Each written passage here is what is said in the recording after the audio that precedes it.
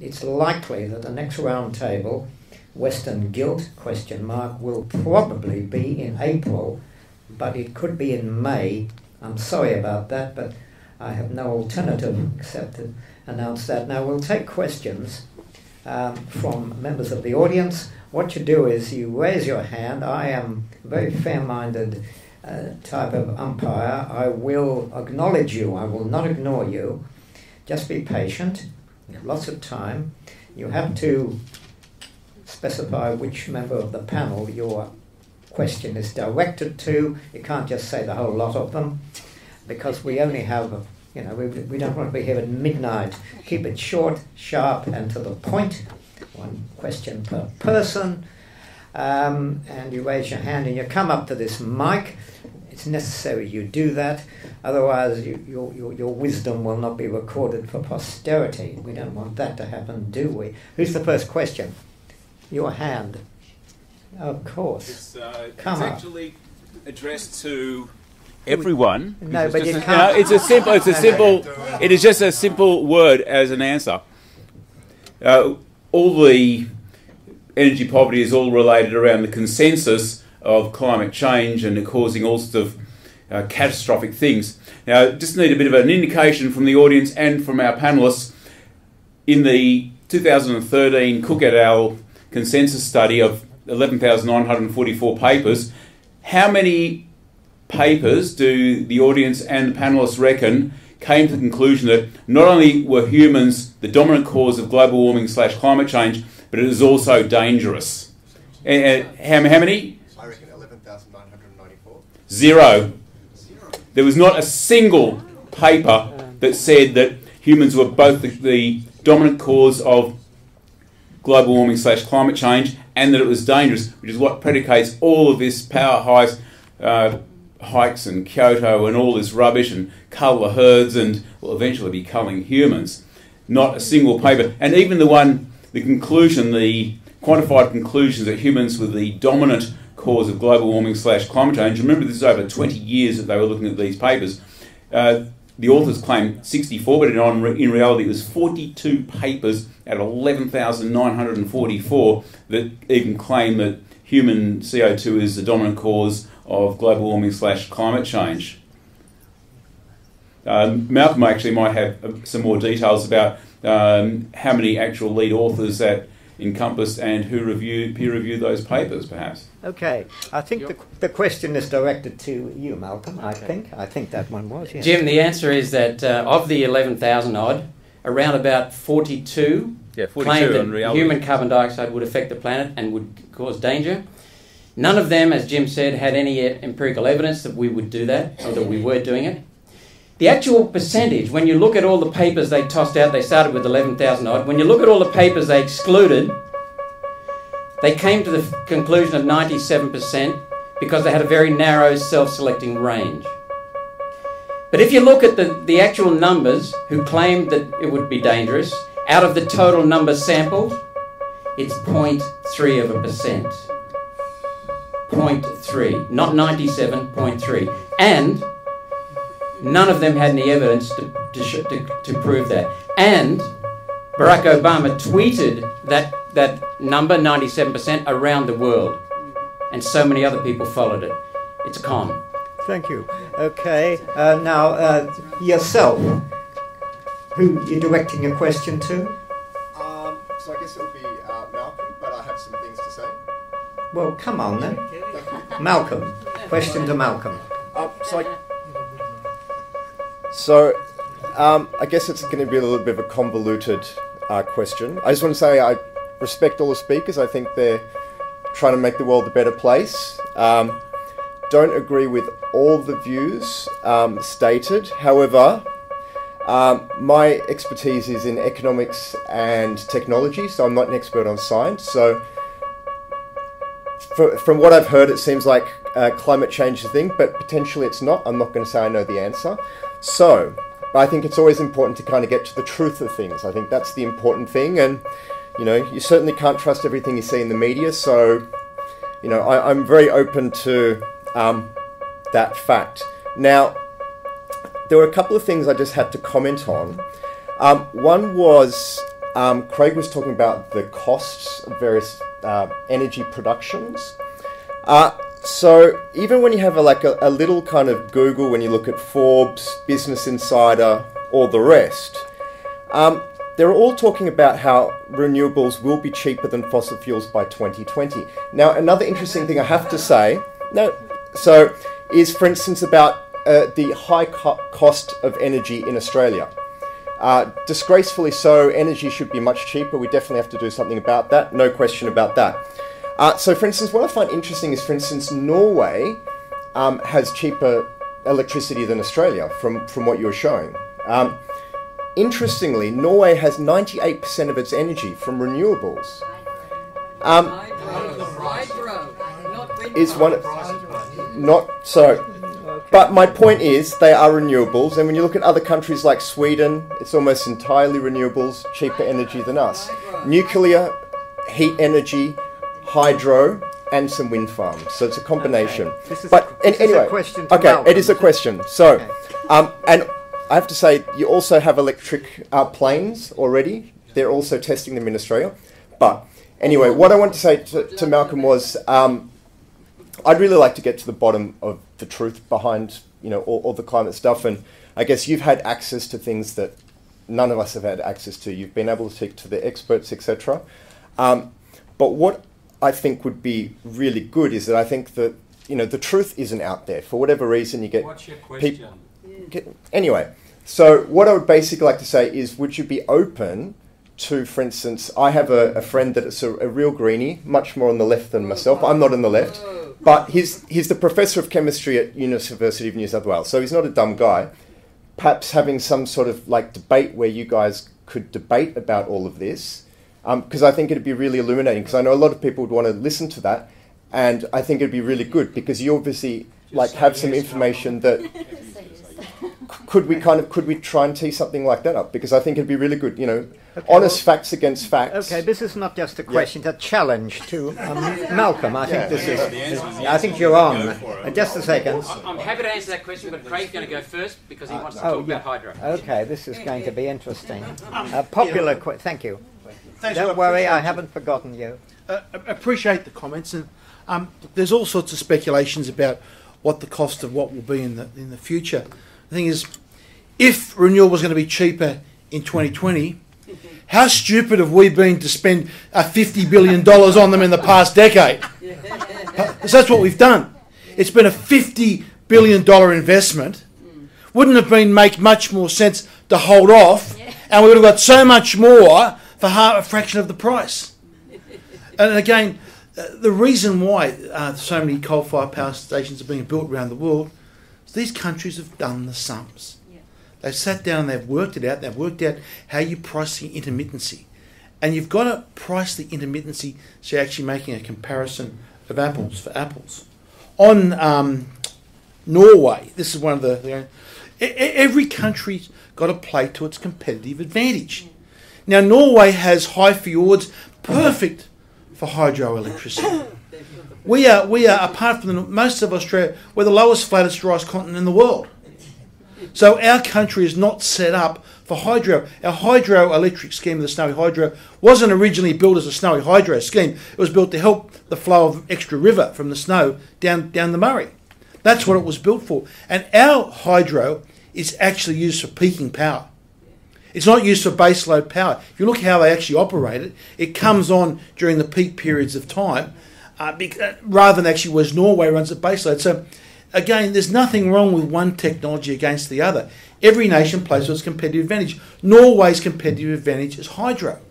France had no competitive advantage in coal or gas, so they went down the nuclear track. They built their competitive advantage in nuclear. Our competitive advantage has been that black coal seam that runs down our eastern seaboard. And that's why we've had such high rates of coal. The USA have got a competitive advantage in gas because of what they've done with the drilling, the new drilling technologies. So every country has got to play to its competitive advantage. Now, what technology will be done in the future, I don't know what the correct answer will be to that. But I do know one thing. The subsidies distort it. At the moment this year, well, I talked about the subsidies for the rooftop solar. There's also the subsidies under the large-scale renewable energy target, which is something around about $3 billion this year.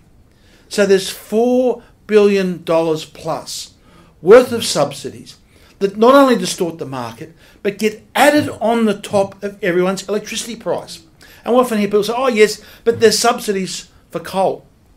What they're talking about is what is the diesel excise, which is a 41.2 cent tax, extra tax that goes on the top of fuel. Not taxing someone with a tax is not giving someone a subsidy. If I decide we're going to tax you 50% of your money, that doesn't mean I'm giving you a subsidy by letting you keep 50%. All right, the subsidies for the renewable schemes, they go on as a hidden green tax on your electricity bill. They're not collected by the government, as taxes generally are, to pay for other things. They're a private tax that get paid to all these large renewable energy companies, most of them which are foreign owned. I'll let Malcolm do the rest. I don't know your name. My name's Leif. Leif? Leif. Leif, simple answer, yes. I would love to, but you better ask him first, because I've never found anyone that will debate me on it.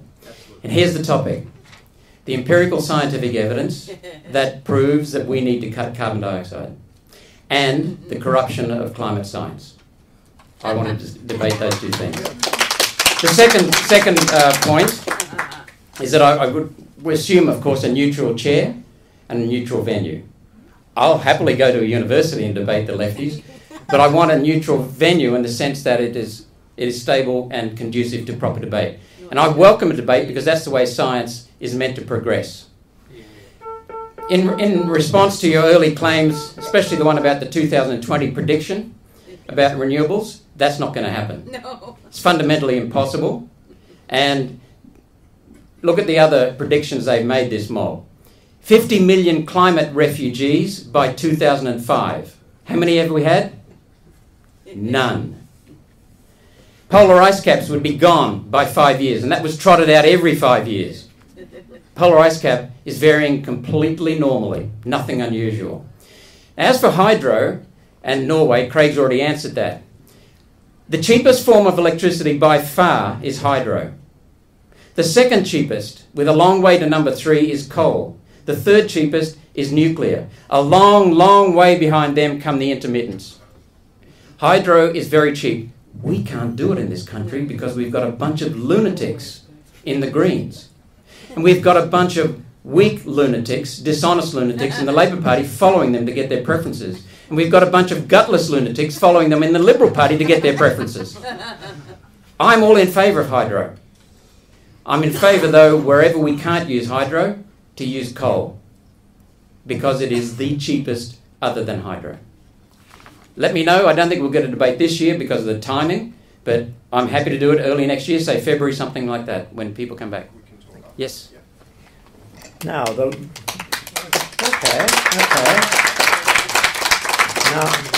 Now the last question, I got value for money. We're going to keep them short, much shorter, in order to give people a chance. Yourself. Question 2. Thank you, sir. Malcolm. Malcolm. Okay.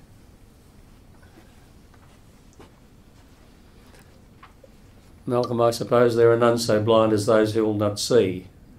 And perhaps you can explain to me and the audience why during the Roman warming period for 650 years, global temperatures rose naturally higher than they are today.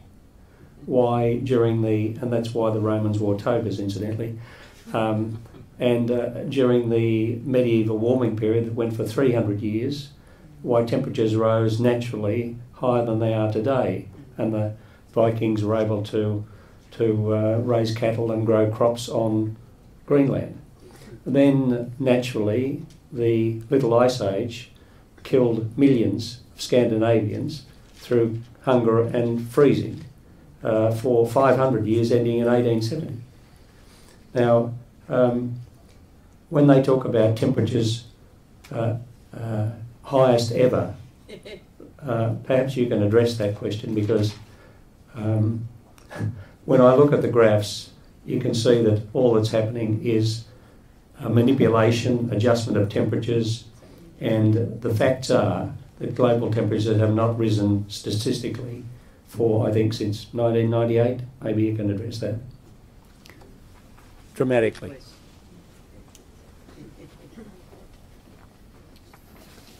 What's your name? Kevin. Kevin, that's right. There are 4 questions that need to be answered. All need to be answered positive. Yes, in other words, for us to do anything, to warrant us doing anything on reducing our carbon dioxide.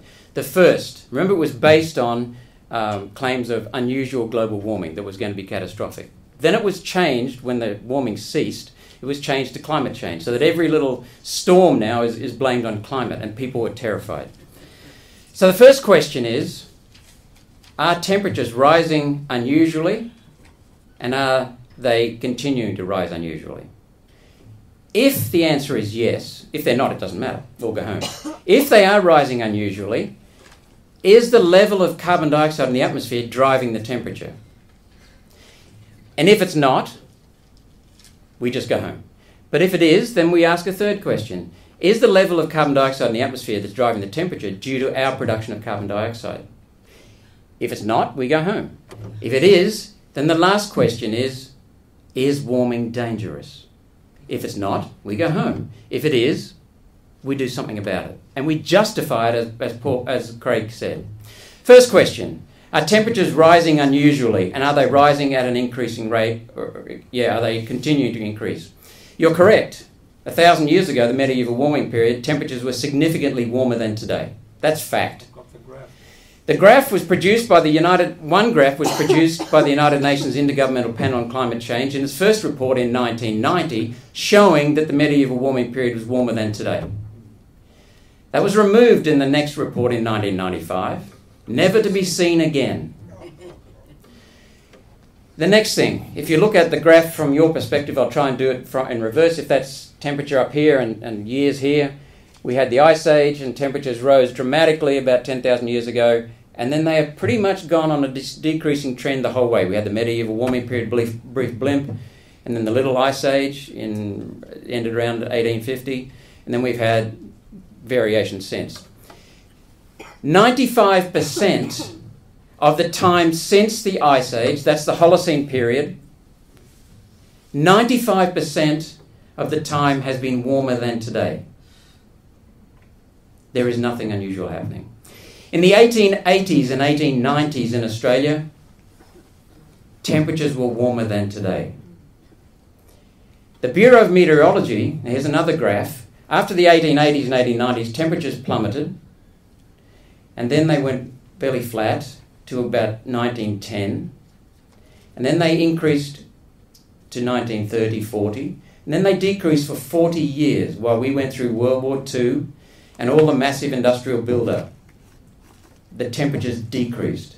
Then they had a slight kick-up in 1976, which was the global Great Pacific Climate Shift, and then they had a slight increasing trend, and then it's been flat since 1995. Flat. The warmest temperatures in America were set in the 1930s and 1940s. 35 of the state records in the 50 states in America, 1930s, 1940s. 1995 was the end of that brief warming from 1976 to 1995. Temperatures have been flat since. So there's nothing unusual going on. We can go home. This is all naturally occurring. Correct. So what drives all those changes in the past? Has anyone ever seen what's up in the sky during daylight when there are no clouds? That's what drives it.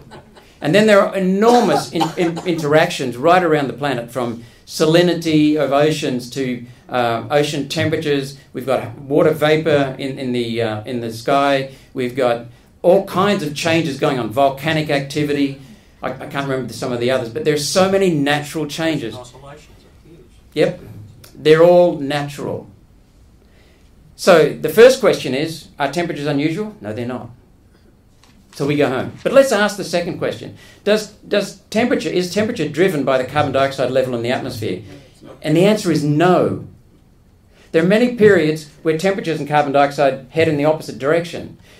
Where there is a correlation, the temperature change occurs before the carbon dioxide change. In other words, the temperature change caused the carbon dioxide change in the atmosphere, the reverse of what we're told. And if you want to know why, just have a look at the oceans. The UN itself admits that somewhere between 50 and 70 times more carbon dioxide in dissolved form is contained in the oceans than in the entire atmosphere. Slight changes in ocean temperature due to that thing in the sky, maybe due to volcanoes, either liberate or absorb carbon dioxide. And that's what determines the temperature in the ocean. Plus all of the natural systems going on, the vegetation in the in the oceans, the vegetation on the land, they control that. If you look at the graph on carbon dioxide levels in the atmosphere, they do this in certain stations. Summer, winter in the southern hemisphere. The southern hemisphere has an enormous area covered by water. Slight changes in the surface temperature liberate or absorb carbon dioxide. Summer, winter. Because there's Henry's law says that... it wasn't Henry's law, but there is a chemical law, it might be Henry's law, says that the solubility of carbon dioxide in water increases as the temperature decreases. It's simple. So the second question is, there's no carbon dioxide change causing temperature. The third one is, does our production of carbon dioxide affect the level in the atmosphere? No, it doesn't. 2009, global recession, less production of carbon dioxide, yet the level of carbon dioxide increased. It doesn't work. Now, just assume that we are affecting it all. We're not, but the science says we're not. Is warming dangerous? No. It's beneficial. Do you know what the scientists label all the warmer periods in the past? Optimums. Climate optimums. Why? Because they're beneficial for the natural environment, they're beneficial for humans, they're beneficial for civilization. It's fact. Craig provided more evidence of that. Last thing is, why did the Stone Age end? Was it because we ran out of stones? We will stop the coal age before we run out of coal. China and Russia and America have so much more coal than we do. It's not as good quality as ours, but we will end up developing better technologies in the future. So as Craig said, why the hell are we paying for it now?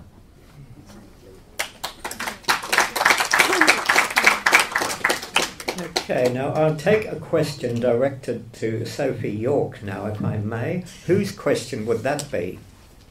Whose question is that? Yourself at the back, madam. Yes. Come up.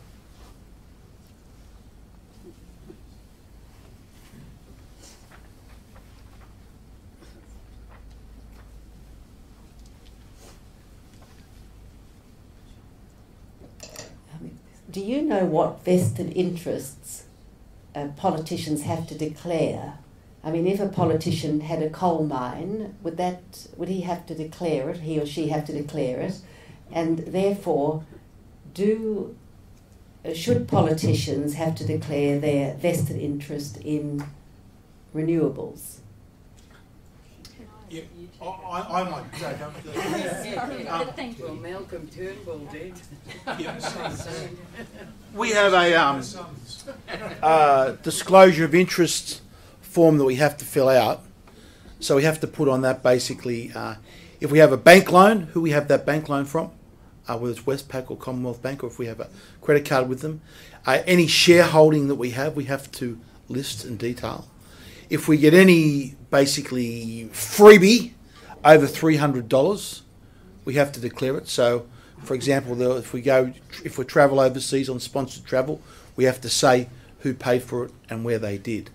But remember, we have to do it for ourselves and our wives. So that is fairly detailed. But we don't have to show necessarily what your children may have.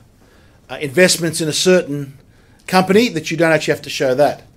So, like anything with rules, there's always many ways to get around these things. Yeah. Okay, the next on the block.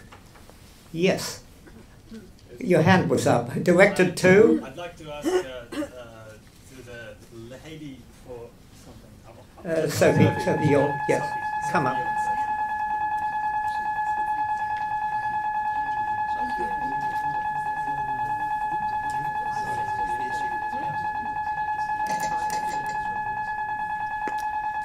Thank you very much for your presentation.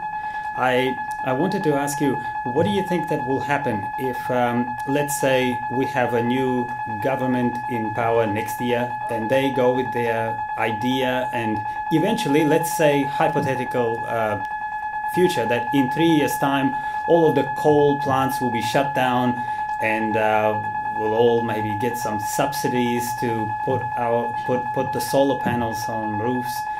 But what do you think would happen immediately and maybe on a short to a long term with the electricity prices for New South Wales? Is it going to be maybe, I hear that maybe in about 20 years' time they will be just as even as they are now if we were to shut down all of the coal plants right now. What do you think would happen with? Is there any truth to that in about 20 years' time would get even with it if they were to shut down all of them in let's say in 3 years' time? Thank you.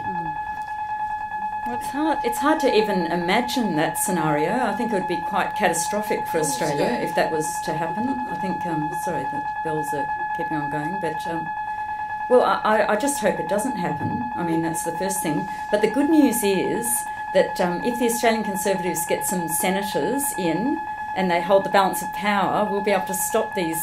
It doesn't matter who gets in the lower house, we'll actually be able to keep common sense policies around this. So I think that's really all we can do, because it could be, I don't want to ruin your evening, but it could be that Bill Shorten becomes the next Prime Minister, and he has, we know from the bits and pieces of his agenda that have leaked out and whatever, and some of it he's declaring quite proudly, is that it'll have a terrible effect on Australia, because their interests, they don't actually care about small business, for example. They care about some of their big bosses who are heavily unionised, and they do deals to shaft the workers along with them. But I don't think they actually care about, because Labor has actually moved to the left and they're adopting a lot of Greens policies. And so the Greens actually see that when there's less production, you have fewer CO2 emissions, and that's a good thing. Ideally, we'd all live in caves and eat lentils, and we wouldn't have all this horrible production that causes so much trouble. So they lean towards something which is actually not in our interests, because capitalism is not actually the system that they support. And capitalism yields up a level of production that it lifts people out of poverty. And there's mechanisation, and there's more efficient ways of producing things, and electricity. Well, I mean, obviously business looks for cutting its costs, and so they want ways of having their energy which is going to be the most efficient. So they will support anyone who is going to provide that. So they tend towards supporting government which will be sensible and which will have proper energy policies. But the bottom line is that we are all, as Craig pointed out, we are all now, and he made the point so clear, I just think that is a message that needs to get out to the whole nation. Is normally a tax is something that the government says, look, we're in charge of the big ticket items, so even though you earned that money and you should be allowed to keep it, we are actually going to take some, if you don't mind, to provide the big ticket items like the Defence Force, hospitals, roads and things like that. But what's happening here, and this is very important, they're putting the price of the renewable subsidies on everybody, but that goes to private industries who run those renewable companies. It's very extraordinary. It's probably not constitutional, in fact, if someone was to take a test case. I mean, we now know that in New South Wales there was all this money being added to power bills which went into some climate fund, a green... Do you remember that? It was scandal, front page. And all of a sudden we now hear nothing about it. I don't even know where that money's been spent. That's just taking money off us. It's not even... Where's it gone? I mean, we are in... I don't want to predict gloom and doom, but we actually need to now safeguard our country against ideologues who are taking us off a cliff. We're now at that point. It's a very extraordinary stage. I never thought we'd get... I mean, Australians are sensible people, and yet for some reason, and I know that I don't want to burrow down into the political process too much, but what's happened is that both major parties have been infected by ideologues, Greens. They masquerade as being Labor, they masquerade as being Liberal. They actually work themselves into a position where they control the pre-selections. So we're actually getting candidates who are Greens wearing the jersey of a major party. And that's happening across the board. Fortunately, sometimes you get a Craig Kelly slipping through the system, and that's a good thing. But I think the best bet is actually to put Conservatives into the Senate, get a team around Senator Cory Bernardi, because he's one of the most sensible people in the Senate. He's extraordinary, and he can see very clearly what's going on. And if he can have the balance of power, then we can actually save Australia. We need Malcolm. So, yeah, I hope that... Does that answer your question? Yes, yeah, thank you. Excellent. We need him. Now, how many people who haven't spoken still wish to ask questions? Indicate by a show of hands. I see 1, 2, yourself. Question 2? Jeff, Malcolm, sorry. Malcolm. Hi, my name's Jeff. Just anecdotally, I want to give you a little news that you won't read about in the newspapers. I work in a local hospital. Admissions amongst pensioners for respiratory illnesses went up by 15% this year. Last year they'd increased by 10%. I think if you actually plotted that line alongside a graph of power prices, they would correlate almost exactly.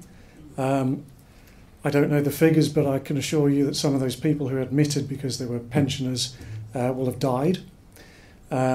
If you remember Craig's slide about people in the third world who die from respiratory illnesses owing to cooking food in small huts, there is actually an estimated figure of 6 million people who die prematurely from that.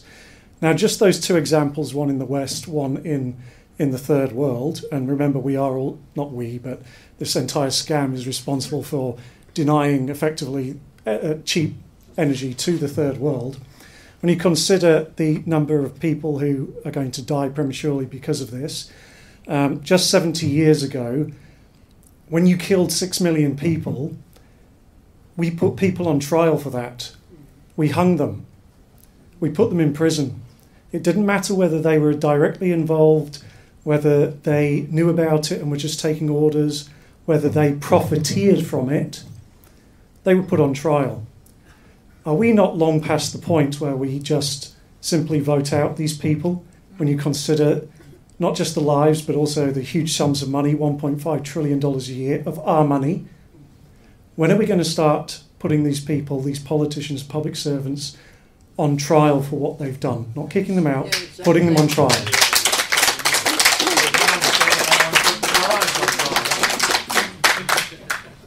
Jeff, thank you very much. You're correct. I couldn't agree with you more. Let's talk about respiratory illnesses. London used to have thousands die every year until about the 1960s.